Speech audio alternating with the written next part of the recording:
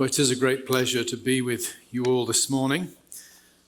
I wonder if you would turn in God's word to the second book of Samuel in chapter 11. I don't intend to expand the passage, but at the end of my talk, I'm going to circle back to this passage because I think it illustrates a couple of the points that I want to make in the talk proper. So 2 Samuel chapter 11, very famous incident, of course. All of you will be familiar both with this incident and with the ramifications afterwards. It is at the moment when David, at the peak of his powers, he's united the kingdom, he's crushed his opposition, he has dealt firmly but charitably with his enemies. He is in, we might say, complete control at this point, blows it through a lapse with the wife of another man, the woman Bathsheba.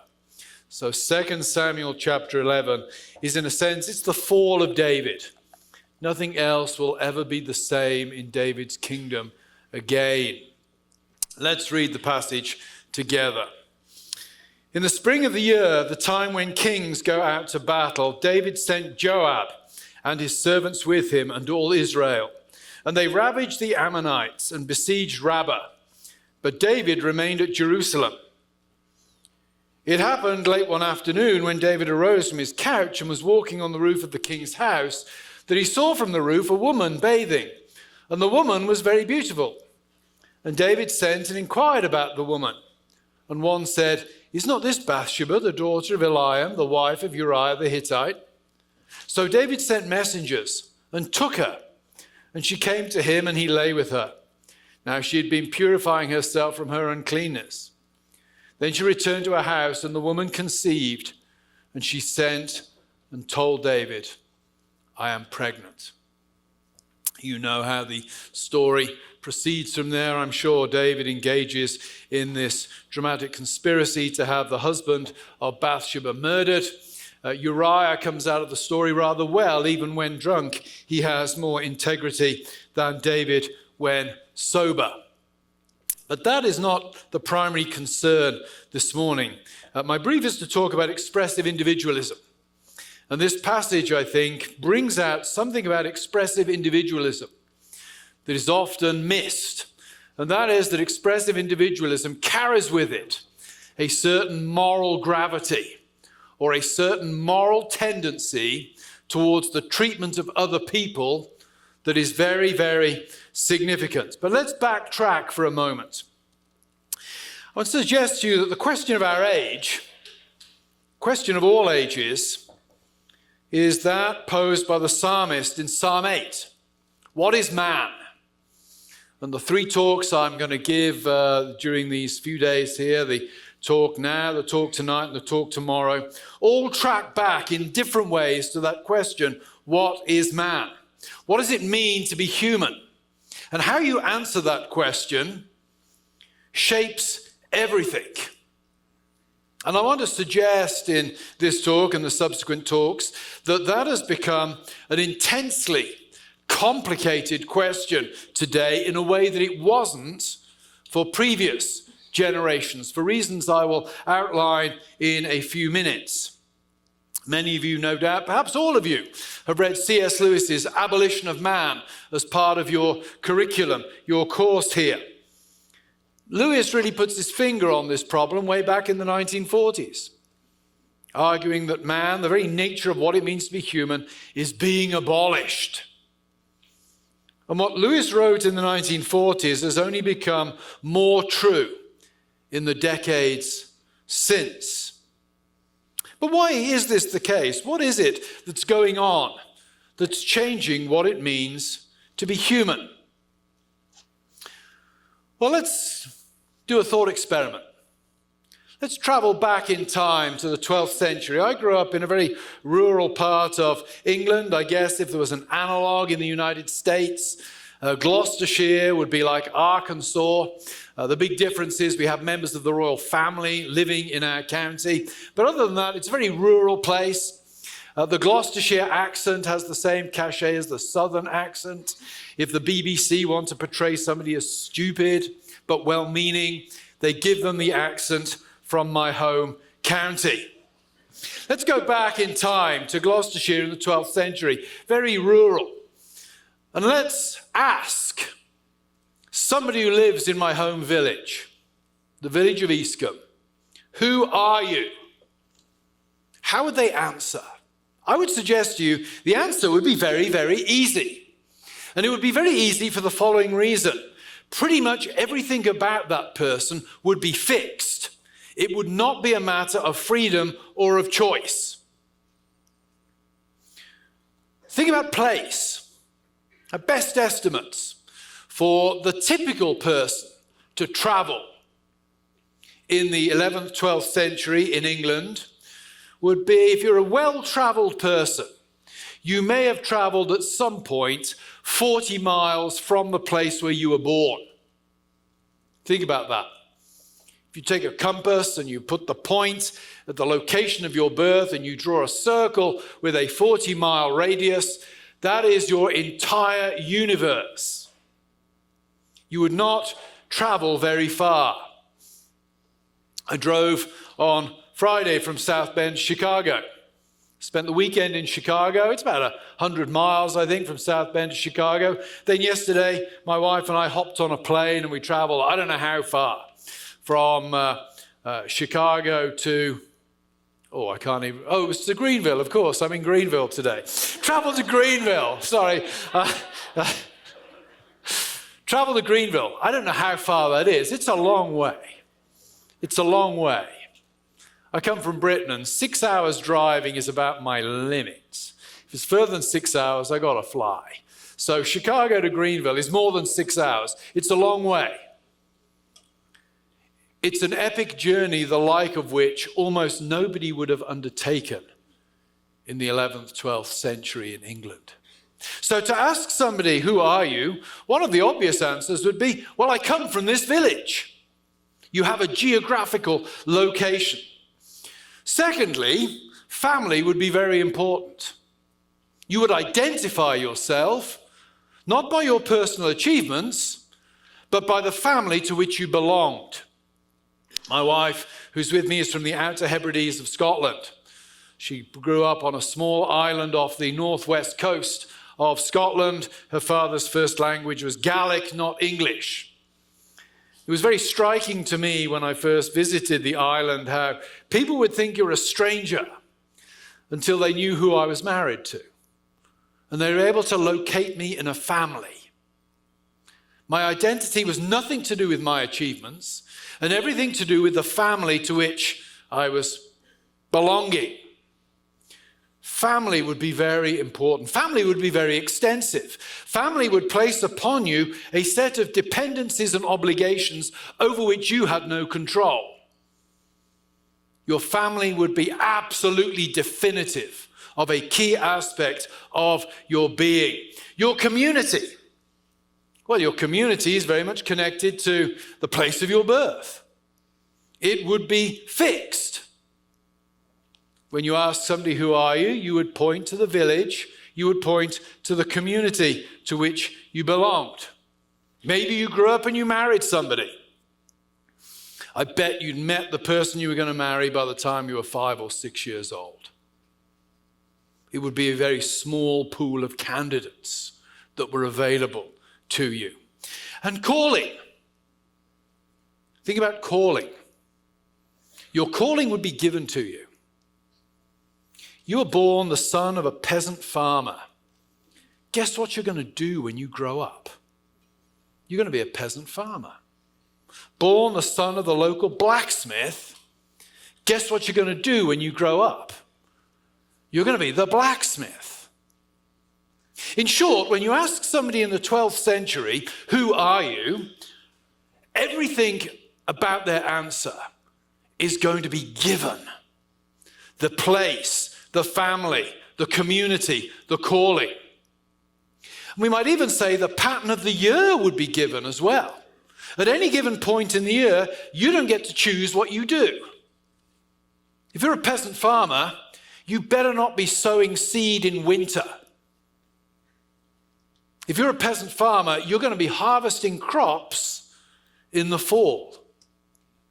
I joked with my students at Grove, we have a name for radical individualist farmers.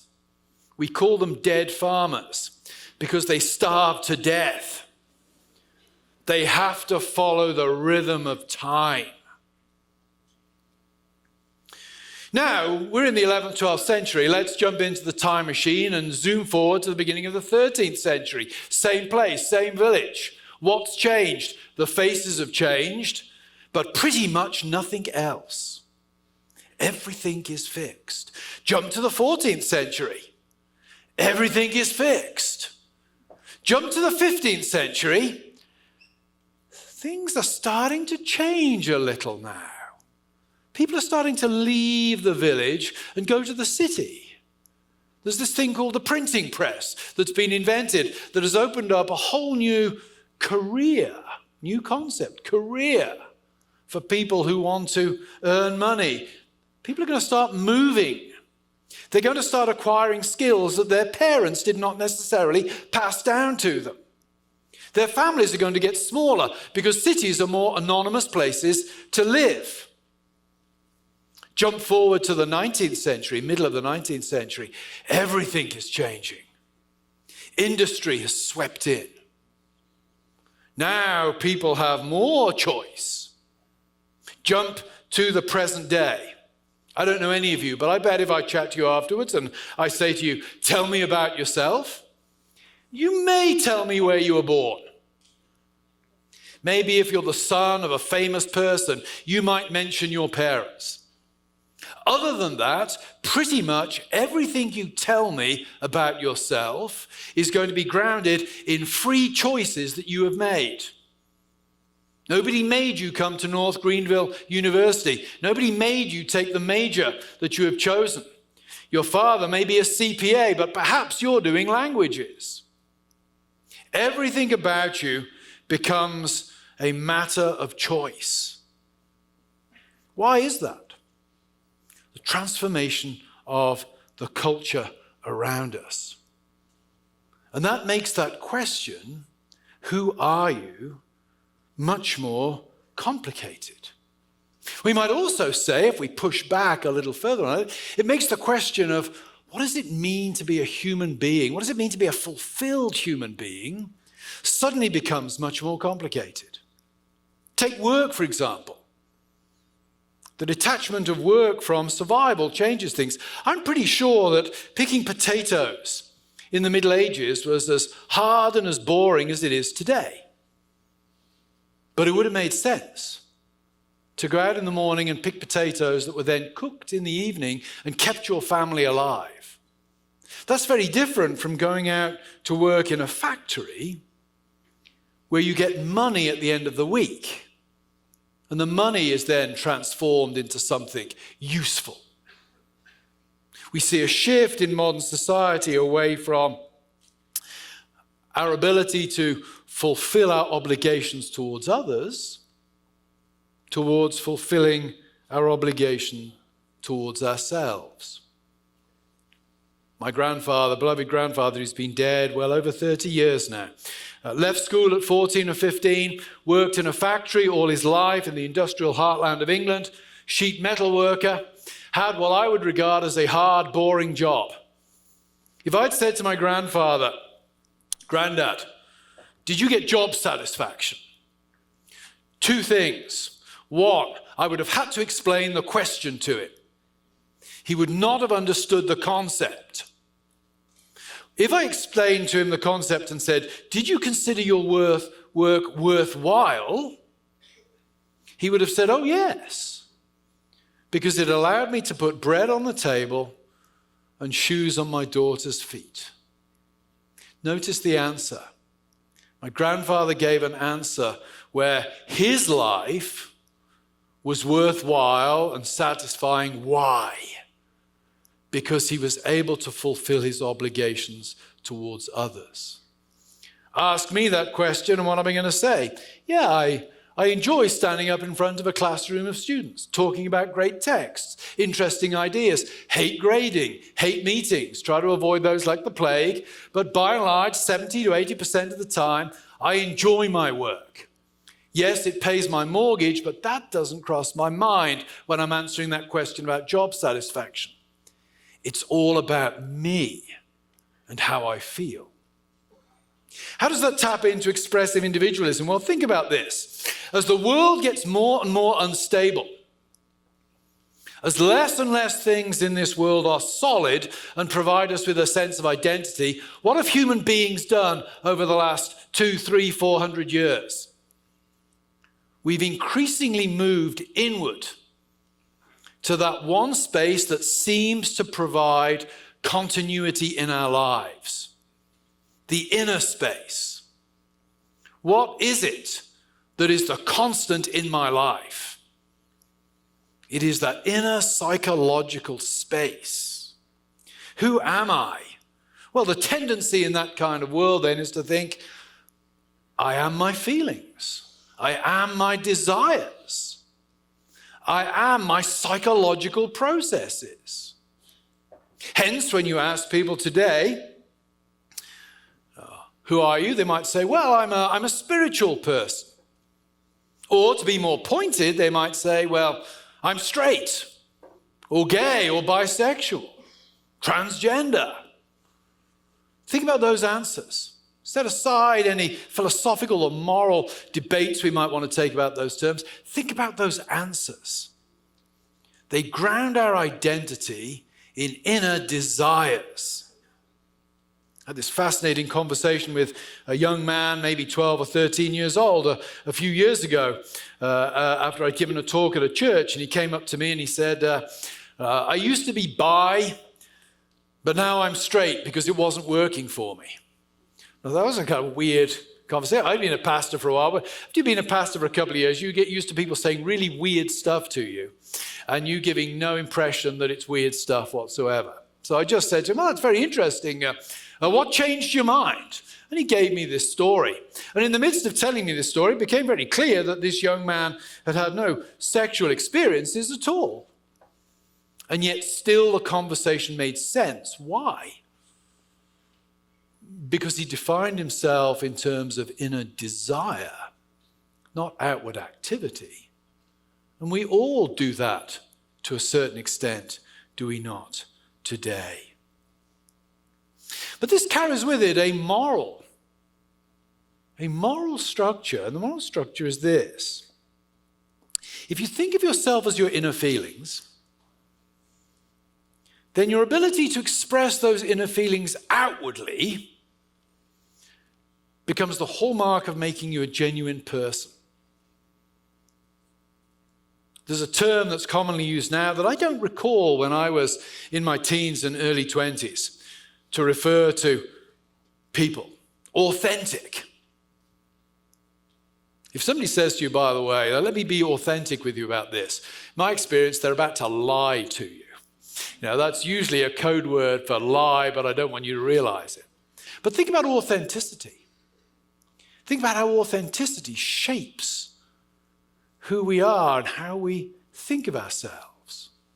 The ability to act outwardly on my inner desires becomes my ability to be myself in society. If I'm not allowed to act out on those desires, then I'm having inauthenticity imposed upon me. And within certain limits, society has really exalted that notion of what it means to be a human being. Look at the average news report now of, let's say, famous sports star leaves his wife and takes up with another man. Next time you read those sort of stories, look at the kind of language that's being used by the media about that. Often these stories are not presented as stories of tragic betrayal of a wife and family. They're presented as stories of liberation. And somebody, guess what? Finally being able to be who he truly is. Expressive individualism, this need to act outwardly on our inner desires, carries with it a moral structure. And I would summarize the moral structure in this way. I would say what it does is it tilts us towards thinking that other people are first and foremost potential problems to us, and only secondly, people that we need to treat as other persons and other human beings. Think of the way children are discussed today. Think of the way the press often talks about, well, children are such and such a drain on your finances. Giving birth is so damaging to your health. Having children introduces all these unnecessary responsibilities into your life. Think about the logic of no-fault divorce, how children are treated in no-fault divorce. They're collateral damage. Mum and dad don't get on anymore. They can dissolve the bond and the law will deal with the children after the fact. What's going on there? That's the logic of expressive individualism working itself out. The spouse that no longer fulfills the function of making the other spouse feel good about themselves, or the child that interferes with the life has become a problem. Think about Iceland. Iceland boasts, of course, that it has more or less eliminated Down syndrome. Iceland has not more or less eliminated Down syndrome. What it has done is more or less eliminated people with Down syndrome, because of the not entirely reliable tests that tell parents that the wife is carrying a child with Down syndrome, and then tremendous pressure put on to abort that child. Think about that. Gone is the moment where the mother and father would have felt obliged to bring that child into the world and to care for it. Now the child can be disposed of. Can be disposed of like a piece of garbage. Why? Because the advent of that child might interfere with the happiness of the parents. That brings me then back to 2 Samuel 11. Now, there are a number of things about this passage worth noting. Of course, one of the big debates is this adultery? Or is it a kind of a form of sexual assault? I won't go into the arguments surrounding that question just now. Suffice it to say that for reasons that will become clear from other things I want to address in this passage, I tend towards seeing this as a kind of coerced sexual assault. The text isn't clear on that, but that's where I think it tends. What can we comment about this passage? Well, I would say here we see in full display the moral logic of expressive individualism carried out. Why? Well, first of all, I noted right at the very start of this talk that this is the fall of David. In the narrative of David, this is the moment where everything changes. This is the moment when his relationship with the Lord and his relationship with his family and his relationship with the nation is fundamentally disrupted. I chose the language of fall because the passage itself echoes the language of Genesis 3. Notice the language of taking. David sees that this woman is beautiful and he takes her. That's the language surrounding the tree in Genesis 3. The woman sees that the fruit is beautiful and she takes it. If you know the books of Samuel, you'll know that that's a really important warning sign. Because when the children of Israel in 1 Samuel decide they need a king, and Samuel is a bit ticked off about this, he feels that he's being rejected, and the Lord says to Samuel, the people are not rejecting you, they're rejecting me. You tell them the kind of king they're going to get. And if you read the passage, Samuel's speech to the people about the sort of king that is to come, the language of take is used repeatedly. You will have a king who will take your sons. He will take your daughters. He will take your vineyards. He will take your livestock. He will take your lands. And of course, when you read that, you think, well, that's Saul. Saul's the guy who takes. You come to 1 Samuel 11, and I think for the first time in the story of David, the language of taking is introduced. Why does that correlate with expressive individualism? Well, the expressive individual will think that the world is there as an instrument to make them happy. It's to be taken. Secondly, notice this, and this is what inclines me to really to think that this is more about a sort of coerced sexual assault than an act of adultery. Notice the language used about Bathsheba. She is only ever referred to as Bathsheba in relation to her father and her husband. Think about that. She's only ever referred to Bathsheba as Bathsheba in relation to her father and her husband. Why? I would say because to them she's a person. She's a person. She stands in a relationship of dependency towards them, and they are obliged towards her. The relationship of Uriah and Bathsheba, like the relationship should be between a husband and wife, is one of mutual giving, not taking. Now notice how she's referred to in reference to David, the woman. She's just a woman to David. She's beautiful to look at, but she's not a person. She's just a woman. If I had more time, I would say, you have the logic of pornography right there. What's the logic of pornography? Any body will do. We know that's not how love should be. I do this, probably have the same phenomenon here. I teach at a Christian liberal arts school. You know, there are always students who either get married while they're students or get married within a week of graduation. So in any class I teach, there's usually somebody who's engaged. Great thing is when I got an engaged couple in the class, I'll pick on the guy. One of the things I might ask him is, what first attracted you to your fiance? Because it's me asking the question. They think it's a trick question. They always hesitate.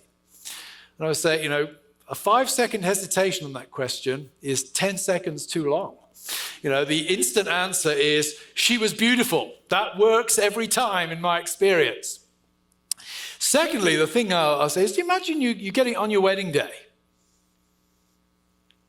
and you're at the front of the church, you're waiting for the bride to arrive, and the bridesmaids file in. In America, you have a huge number of bridesmaids, by the way. I had my sisters and Katrina's sisters at our wedding. Here you have entire football teams of bridesmaids coming in. So anyway, the bridesmaids come in. It takes 45 minutes for them to process in. And then the music changes. And the groom knows that she has turned up at the door. And he turns around to see the most important woman in his life on the most important day so far of their lives. And he's engaged to the lovely Julia. But he turns around, and to his shock, it's Angela walking down the aisle. Angela's beautiful. He knows Angela. He gets on well with her. He can make love to Angela. They can have children together. Does he go through with the wedding? Twice I've had fiancés say, probably not. I always say to them, maybe you'd like to reconsider the use of the adverb in that sentence. The answer, guys, is definitely not. Why? Because weddings, marriage, we intuitively know, is not about taking from somebody else. It's about giving to somebody else. In pornography, any body will do. In a marriage, only that person will do. It's a little bit like those very tragic weddings one sometimes sees on the news where a couple have got married in hospital and the bride or the groom is dead within hours because they're suffering from terminal cancer, let's say. Everybody watching those scenarios is moved by them. Nobody comes away from the TV and says, well, that was a pointless thing to do. They can't go away and make love. They can't have children together. What was the point? No. We intuitively understand something beautiful has happened there. unconditional self-giving with nothing expected in return. David brings out beautifully the logic of the sexual revolution here, the logic of expressive individualism. Other people exist for what reason? To bring me satisfaction. They are instrumental to my satisfaction. Where is human love most dramatically displayed? Is it on the wedding day? Or is it 50 years later when one of the partners has lost all their faculties and the other one sacrificially serves them, even helping them with their most basic bodily needs?